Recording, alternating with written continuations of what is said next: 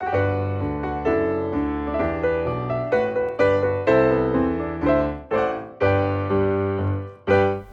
and welcome to a new episode of my Flosstube channel. I am Jacob.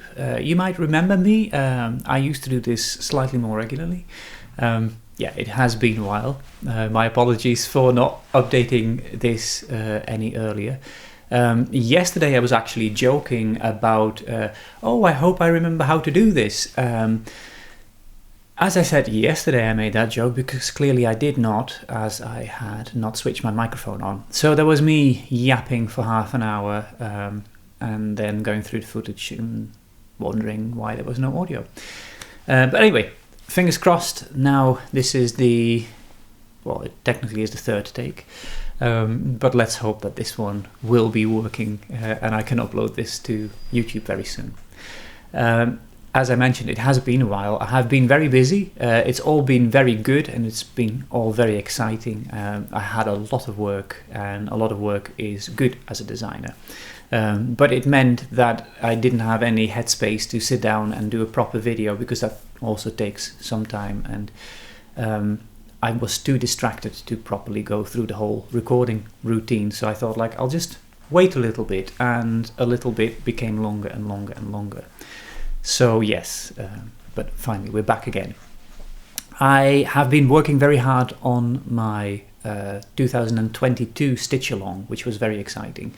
And I thought I talked about it briefly in the previous video. I have released it now for pre-order on my website, so you can go to my website www.modernfolkembroidery.com and you will find it right on the front page. In the top right corner there will be a little image, and you click on that one and that will give you all the information. It's good to have a little read through. When you join the pre-order, you will immediately get a file as well with details in there. It's like a little frequently asked questions document. I hope it sort of solves some of the questions that you might be having. If you have any questions about the stitch along that are not answered in this document, and you're still wondering about things, just let me know and I will try and answer them. Like previous years, I will do monthly installments individually as well, so you don't need to pay the whole full thing in one go. You can buy individual sets as well. So if you say, I just want to buy the January part to get started, that's an option, but those will be available on the date that they are actually available. So the pre-order is for the whole thing in one go. What has changed this year is that I am not emailing you with the pattern as in previous years. I found that a lot of people were having trouble either receiving the emails or my server actually delivering emails to some rare cases. I think there was especially a couple of US .NET addresses seem to have server issues that would not accept the emails from MailChimp, which was rather unusual. But yes, this sadly resulted in emails getting lost, and then I would have to manually email things. And that's not a lot of fun, as you would want to receive the files like everyone else on the morning of the first of the month, which is not really fair to you guys. So I thought I'll change it, and this time I have set it up in such a way that you can simply go to my website, go to the My Account part of the website, log in with your username and password, and then you can go to the downloads page, and on the first of each month you will find that the new release is there. Do keep in mind that I am based in Europe, so it is Central European time zone that I am. I will try and upload everything before noon, so everyone towards the east of us will have already been up for quite a while. Keep that in mind if you go first thing in the morning, and the pattern might not be there yet because I will still be sleeping by that time. Yes, I'm very excited about it. I can't wait to release the whole thing. I have for this year planned a series of videos where I will be looking at the sampler. I will be looking at the individual elements on the sampler. I'll try and delve deeper into the history of those elements, talk about the girl who stitched it, the region she was from, the cultural background that she was born in, and try and understand the whole picture of this sampler. So by the end, I hope that come December we have a good idea about who this girl was.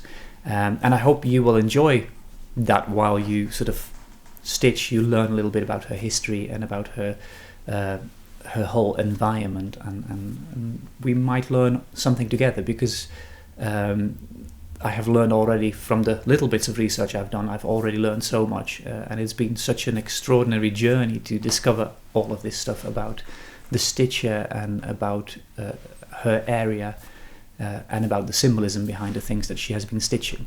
So I hope you will join me on this journey of discovery. I've also been releasing a couple of new patterns that I haven't even touched upon in my previous videos. I've been doing so much work on period samplers.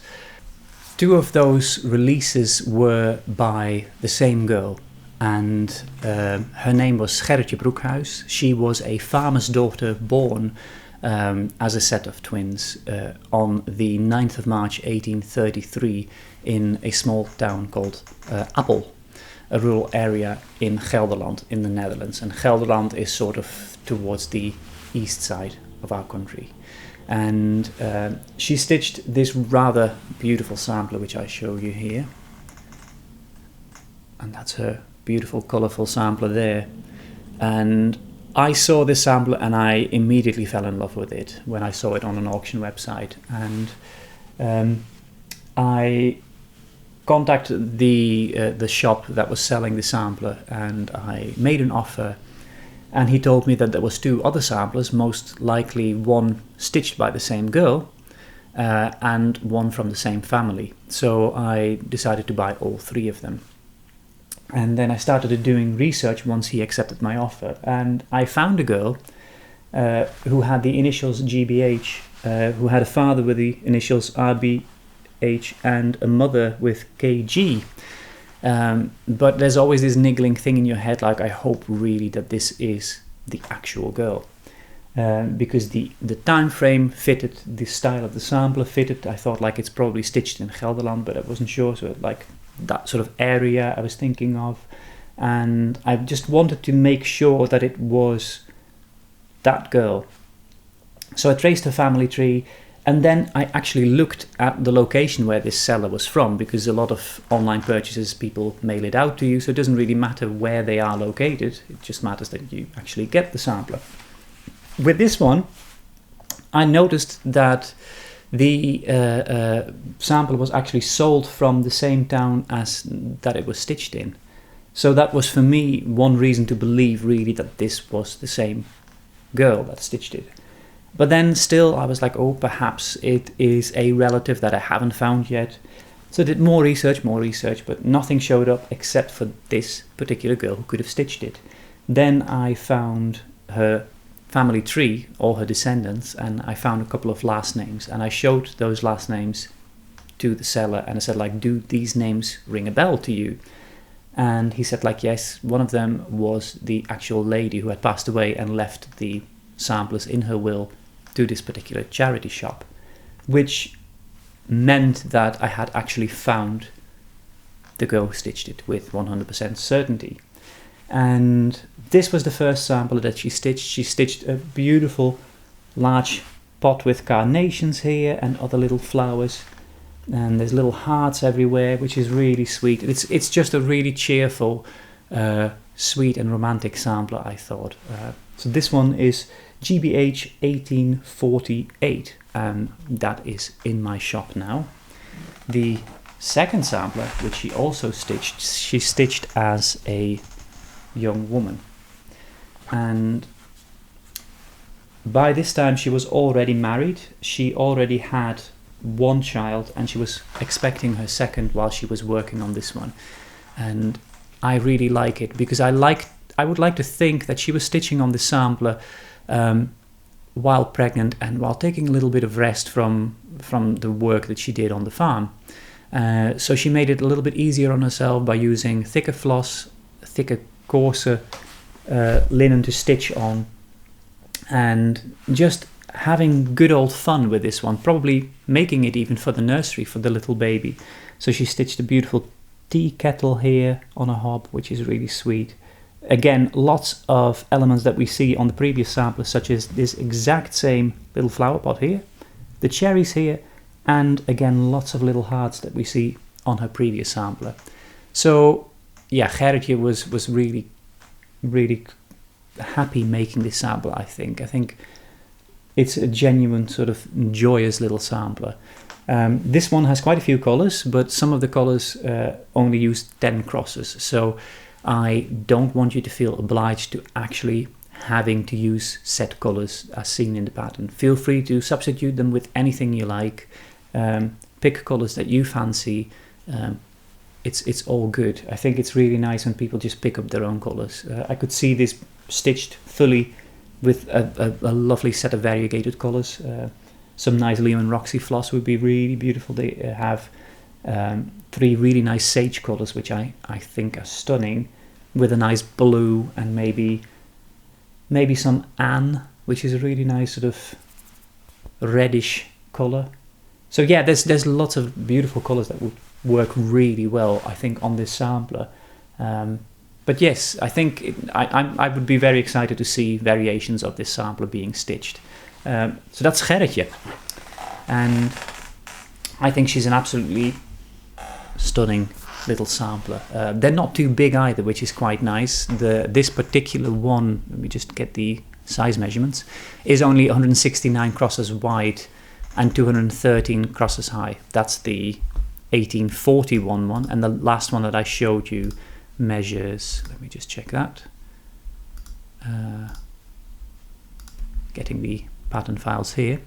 This one is 149 crosses wide and 94 crosses high, so it's a fairly small sampler, so it's a nice quick stitch. I think it's something that you can put bigger than a pincushion, but it's like a nice mini sampler, I think, which is just a really nice quick stitch, and it still has 15 colors, which is quite intriguing. So as I said, feel free to substitute any or all colors to your liking, and it will be a fun little project, I think, to do on the side of something slightly bigger.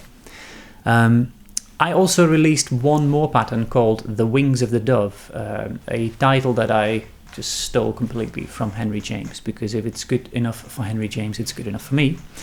And this one is a slightly bigger pattern. It's 221 crosses wide and 291 crosses high, and it has 23,664 crosses, so quite a few crosses there.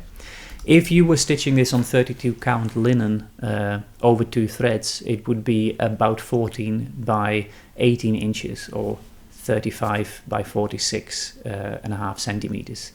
Now, this pattern has a bit of a funny history. I was working on a collaboration and like a project that I can't yet talk about. It's something for 2022. But while I was working on that collaboration project, I had this idea and I was doing research, and I went to the Met Museum website, the Met in New York, which has a fantastic website, which is really inspiring, and I would really recommend having a little look on that website.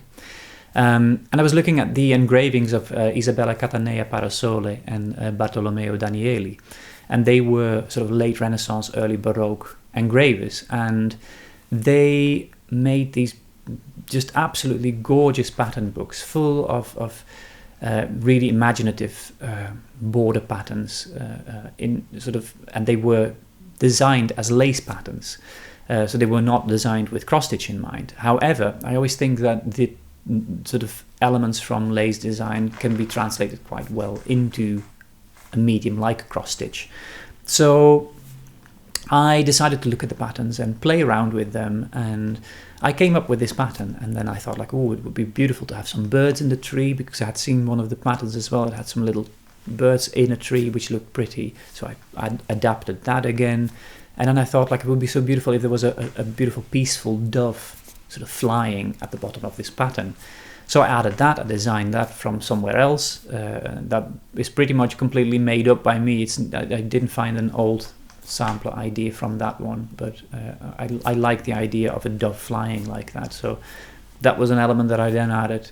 And when I was done, I realized that it was completely unsuitable for the collaboration project, because the initial idea I had and the final design had sort of changed so much. But I was really happy with this design, and that's why a couple of days ago I decided to release that one to you all. I really like the lace idea still, so I chose to sort of present it to you on a darker linen material with lighter floss, but you can stitch it literally in any color or colors of your liking. I think it's just really nice if there's a bit of a contrast, and especially if you want to have the dove white, it's nice to stitch with a lighter floss onto a darker linen. But keep in mind that stitching on actual black linen is quite hard on the eye, especially when you have very fine linen. To see the holes black on black is very, very difficult. I think it would look really pretty on a sort of a blue grayish, green grayish sort of one of those mottled fabrics, as you can see on the cover, then stitched with a warm white color. I am going to be dyeing some linen for this project. I've got a nice piece of 32 count that I have in mind, and I'm thinking of trying to create a color similar to that one.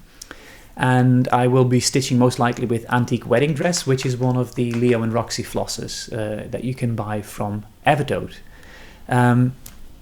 Which brings me a little bit to the last segment of this video, before we look at Black Sampler November, because that's also something we need to talk about.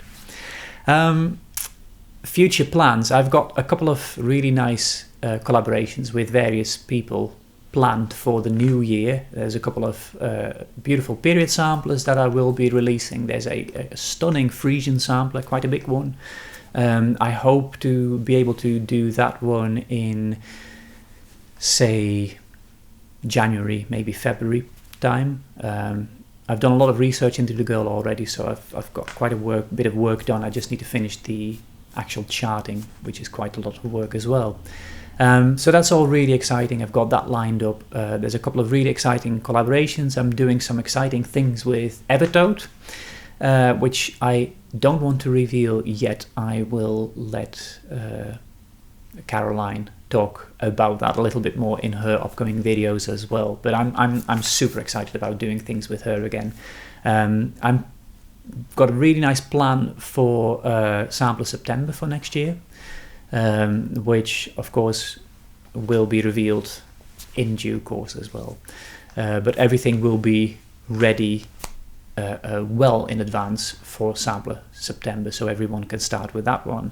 And there will be a Black Sampler November again next year as well, and I'm really excited about that as well.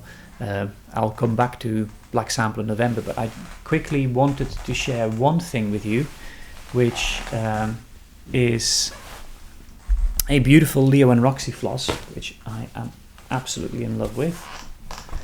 And I don't think it shows very well on camera, but I hope you can get an idea of it if I show it to you like this. This is, oh, now they fall down. Of course they fall down. This is Falu Red, and Falu Red is an absolutely beautiful color. Actually, it might be better to just hold it like this for you against my clothes to get a better color. Yeah, this is better. It's a beautiful, lively red. People always ask me what's your favorite red to stitch with, as a lot of my monochrome patterns are red. And I always said 3777 by DMC, and that is still my favorite red DMC floss. I absolutely love that floss. But a while ago I was talking to Caroline and Kerry, Caroline from Evertote and Kerry from Leo and Roxy flosses, and I was just had this idea. I thought, like, wouldn't it be cool if we did like a nice red color that sort of fits the sort of the folklore aesthetic of sort of Scandinavian samplers and all of that stuff. So I got in touch with Kerry about this, and they were very much into the idea of making a beautiful red color. And yeah, this is what Gary came up with, and I think it's called Falu Red. You can buy it from Caroline on the Evertote website in Canada. I'll put a link down below as well. And it's just a marvelous color. It's just a joy to stitch with. I really love it because it's variegated, but it's not discotheque, if you know what I mean. So it's this sort of light subtlety to it, which is really, really beautiful, and it shows up really well when you stitch with it. It has these beautiful sort of suddenly little bright peaks in it, and then all this beautiful deep red as well. And it's my favorite red at the moment, so I would highly recommend Falu Red. I can't champion that one enough, and they're really lovely folks to work with, so that's a big plus as well. So the last bit of this video, I wanted to talk about Black Sampler November.